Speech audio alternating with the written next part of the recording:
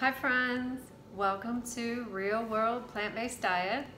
Today I'm going to be talking to you about binge eating, and this comes under the category of mindset. The most important thing when shifting your diet, shifting your health, trying to lose weight, trying to prevent or reverse disease with diet. It's probably one of the most important things for anything that you're going to do in your life, truth be told. But my experience is using this for shifting to a healthy plant-based diet. We've been doing it for almost a decade now, my husband and I. More of a preventative. We have not had to deal with any major health scares, things like heart disease, type 2 diabetes, and we're lucky, yes, but I think it also has a lot to do with eating a mostly plant-based, not perfect, progress not perfection, diet for almost a decade now. I like the energy that I have, the fitness abilities that I have, even looking younger. I give credit to the plant-based diet. And mindset is a big part of adopting a dietary change, sticking with it for your health, for your weight, and being able to come back to it even when you're not perfect with it. So on the topic of binge eating, I'm not sure how far back to go with y'all with my own story, but I guess we'll go way, way back to high school, even before. I've had eating disorders. I mean, disordered eating, that's for sure. I never went to treatment for it, but I look back now and I know that that was what was going on. I've been on a diet all my life. I remember being on a diet when I was like 10 or 12 years old, going to something called the diet workshop with my mom and having to write down what I eat and pack lunches of strange things on whole wheat bread that the other kids were definitely not eating in elementary school. So that's how far back it goes for me. And definitely in high school, anorexia and bulimia. I remember being proud of myself for not eating for 4 days and getting the lowest weight I've ever been in my adult life, 104 pounds. Not healthy. I did not get there in a healthy way at all. And then late in high school, early into college, bulimia as well. So binging and purging. Eating just uncontrollably and then feeling I had to get it out of my system. Now, somehow, luckily, I went off to college. I had good friends and was able to heal from that. And realized that I needed to eat, but that I didn't need to eat to excess. But I wasn't perfect back then either. So then I was a yo-yo dieter. Graduated college. I had a great time in college and was, pretty healthy. And then I got out on my own and was working my first high-stress real job. Chemical engineering is what I graduated with my degree in. And was in a little apartment in Metro Detroit working for General Motors, and I was on my own. My college boyfriend was still at college, later to find out that he found another girlfriend without letting me know. So that added to my sadness, my depression. I was always using food in some sort of dysfunctional way. So I went from purging to just binging, just using food to numb my emotions, to make myself feel better in the moment, because it doesn't make you feel better after the fact. Anyone who's had any of this disordered eating or overeating, it doesn't solve the problem. I still to this day know it doesn't solve the problem. It's about mindset. It's about what's going on up here and dealing with our emotions, processing our emotions, and doing that without going to a substance. Another substance of choice for me has been alcohol.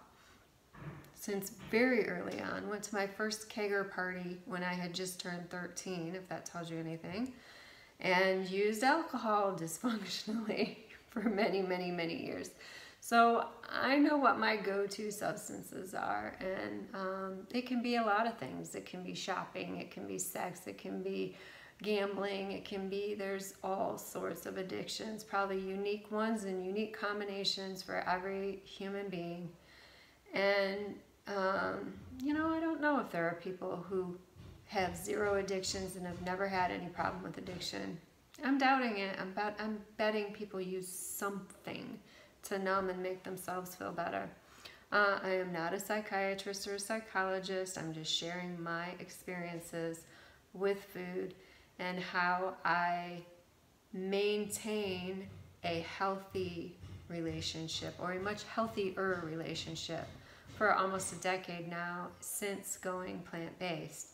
I think having that baseline of eating really healthy, getting the nutrients that I need, being at a normal weight and not being in that big yo-yo. The most I ever weighed was 180 pounds. And I now stay somewhere between 130, 140. What with this whole 2020 COVID situation this year. I put on some COVID pounds like a lot of you maybe. But I'm also starting to realize that I can give myself a 10-pound leeway, and it's okay. As long as my clothes fit, and then it's like, I do use the scale. I weigh myself once a week. I try not to get obsessive about it, because I have been obsessive about that in my life as well. So I do check in with the scale, and I check in with how my clothes are fitting. And when I need to adjust, then I adjust. So as far as binge eating goes, that's been with me all my life as well. And it's still with me to this day. Here's something I've been doing the last year, two. How long have I been doing this? I don't know. I've noticed it in two areas. One is when I travel or drive any sort of distance, road trip. When I stop at a gas station, I just feel like I need a treat. Like, that's my time. I deserve some sort of treat. And it used to always be Diet Dr. Pepper. Like, Diet Dr. Pepper was my stop at a gas station. I was always dieting. It was 0 calories. It tasted so good to me, and it got me through. But somewhere along the way, over this last decade, I weaned myself off of diet soda. And now any diet soda, even Diet Dr. Pepper, tastes like a chemical shitstorm to me, which is what diet soda is. So I'm glad that I've cleaned up my diet to the point where I don't drink diet sodas anymore. So that's good. I'm not judging anybody who does. You are where you're at on your own path. But for me, I can feel that in my body now. It's not even a treat. So now what do I get when I stop at a gas station? Now it's usually a coffee. And I like coffee with the French vanilla creamer, and it has a few calories, but it's not that bad for me. And, I'm not buying bags of Doritos and whatever. So I've realized this about myself. When I'm traveling and I stop at a gas station, I want a little treat. And so I give myself a coffee, or sometimes I can even get by, or I like to buy those little bags of peanuts or cashews, or even the spicy nuts, just something.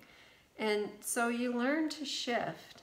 You take what was something that wasn't so healthy, but you realize it's a pattern with yourself, and what I have done is just step it up, replace it with something a little bit healthier.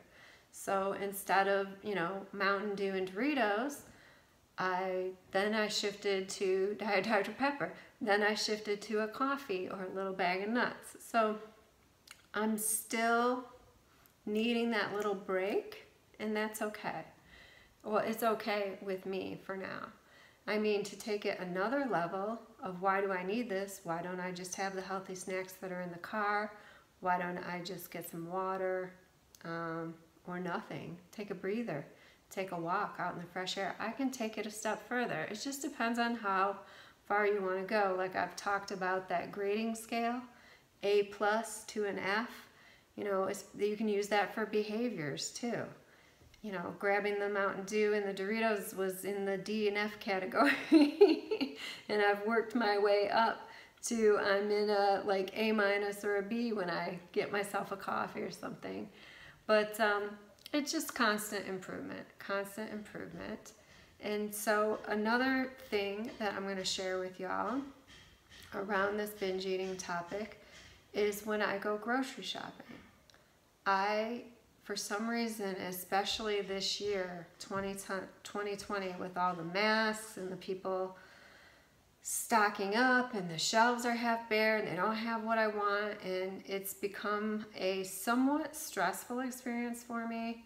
I've always enjoyed grocery shopping. I love putting together a meal plan. I love stocking the house and knowing that I have things to make all these recipes that I've planned, plus the regular pantry items I can throw together into healthy meals.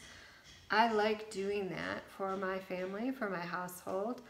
And I like checking out new grocery stores. When we moved to Memphis, I had a Whole Foods in my town for the first time. Now we have a Sprouts. And, you know, I like grocery shopping. But there's something there where I feel like I need a treat or I deserve a treat. And then also on top of it, this year, 2020, there is a stressful element to it. And so here I found myself buying binge foods when I'm at the grocery store. So I'll buy a pack of cookie dough. And it could be the plant-based vegan cookie dough, or it could just be regular old cheapo Kroger peanut butter cup cookie dough. It's one of my favorites. And that big rack of the discounted baked goods. Oh my goodness.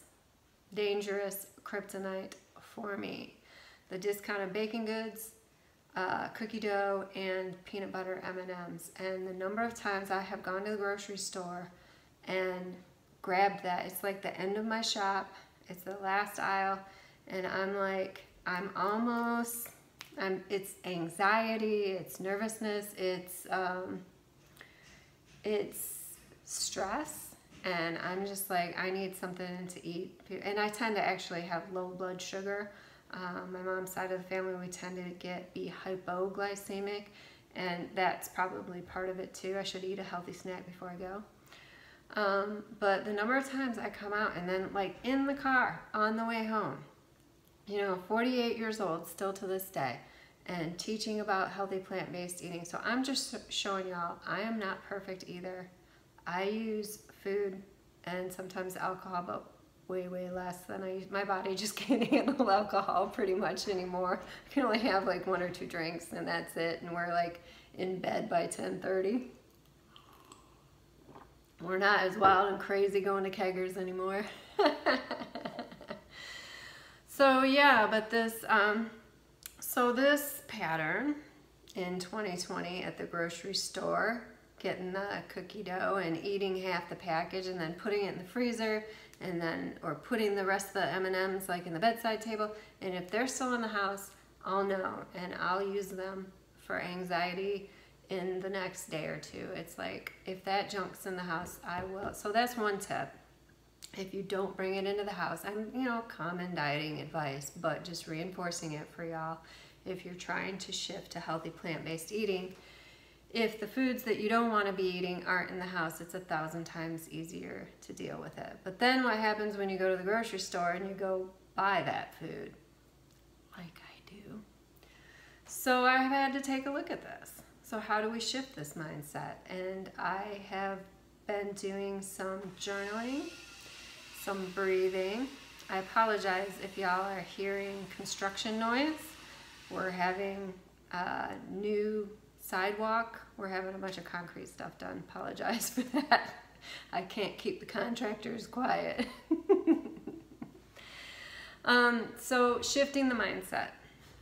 How do I get out of this rewarding myself with food or these addictive type behaviors that have been in my life and in my family for a long time? How do I break that cycle?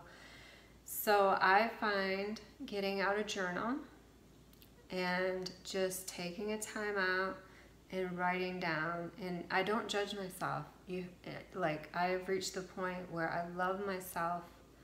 I know that something in my reptilian brain, my survival brain, is needing help, wanting something. So I don't judge myself about it. I don't beat myself up about it. I get curious. What is this? What is this pattern? Why do I keep doing this? I don't want to do it because I don't like the way I feel the next day. I wake up, my face is puffed with sugar hangover, I call it. And it's not just sugar. Like, I make desserts for us every week. And some of them will have like a cup of sugar in a whole dessert, or a half a cup of brown sugar. And that's okay. It's like we have it in moderation, and I'm okay with that. It's the chemical shitstorm I keep coming back to. Like, Kroger cookie dough is the equivalent of a Diet Dr. Pepper. It's just got the sugar and fat and the calories all in it on top of the Diet Dr. Pepper.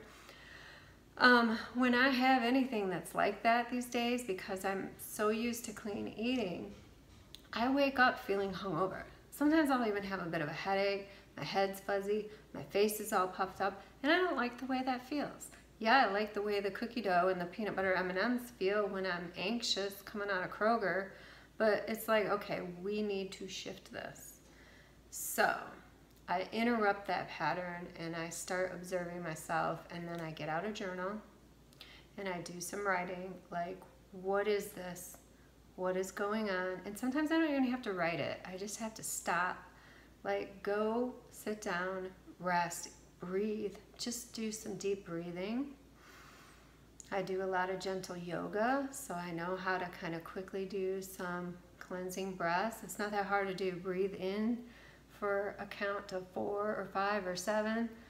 Hold it, breathe out. And if you really need to calm down your anxiety, make the exhale longer than the inhale. Like, breathe in for 5, hold for 5, out for 7. Give yourself that time, break the pattern, and now let's think about, like, either write about it or even just observe. And so for me, it is stressful for me. I am wanting a treat. I am not wanting to feel the emotions of the world right now. I'm very much empathic, sensitive. I can sense and feel and take on other people's emotions, the collective's emotions, and something about that I just don't want to feel too deeply. And so I get into that numbing mode with the food. And so it's, what can I do differently? Okay, this is happening. I don't want to do that the next time I go grocery shopping. And what I'm realizing is it's just like the gas station on a road trip. I feel like I deserve, want, need a treat by the end of a big grocery shop that's going to last us 2 to 3 weeks. I'm surrounded by the people in the world, in the city in 2020, and by the end of it, it's like, I need a treat. I want something, and so I have a new plan. I am going to roll with the fact that I'm associating grocery store with treat, and I'm going to give that to myself. But how can I do that in a healthier way? So one thing I love is Lara bars, and they're just a natural bar that's made with nuts, dates, maybe some vegan chocolate chips in some of them, and they're just a healthy little snack. And so now when I go to the grocery store, I include the treat, and it's not part of the groceries that I'm going to put away in the cupboard. It's like, okay, you finished the grocery shopping, here it is. It's not crappy Kroger cookie dough. You're going to have a Lara bar and some water, maybe some nice sparkling water or a kombucha, and something that is health promoting. So I'm still letting myself have that treat or food, drink to deal with those emotions. I'm just shifting it to a healthier treat. So going from that FDF on the scale up to more like a A or B reward for myself, even though I don't really need it. I'm not hungry, but that's taking it to A+ level. is doing the processing around, you know, just breathing and just getting to the next meal. That's a different topic. That's a different video about eating when you're not hungry. That's something I still do. Simon, my husband, hardly ever does that. Him and his whole family, they just eat when they're hungry, stop when they're full. I wish I had that in my genetics. I don't. So, okay friends, this video is getting a bit long, but I just wanted to share some real world stories about my life, my relationship with food, even with a decade of healthy plant-based eating under my belt. Sometimes I still struggle too, and I know that people who are having health issues, who are overweight, it's these mindset things are what get us. And so I just wanted to share that I am there with you, and just some tips for y'all to maybe do some journaling, maybe take a little time out, take a breather, try to observe, try to shift from what you're doing, from maybe using foods that are lower grade to using foods that are higher grade, and maybe a little bit less of it. And then we'll get into the topic of eating when you're hungry, stopping when you're full. That will be on another mindset video. So thanks for listening to my stories. I am here for y'all. Any questions that you have, any help adopting, maintaining a healthy plant-based diet without having to do it perfectly, feel free to comment down below, ask me any questions. I've got all sorts of information linked down below. I'll even put a link to those Lara bars if you like the idea of using those for a healthy treat.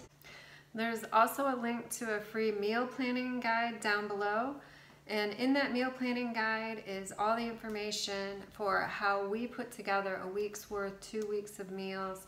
So as I'd mentioned, you know, when I go shop and I get the house stocked full of healthy foods for a week, 2 weeks, I know what I'm gonna eat, you know, every night of the week.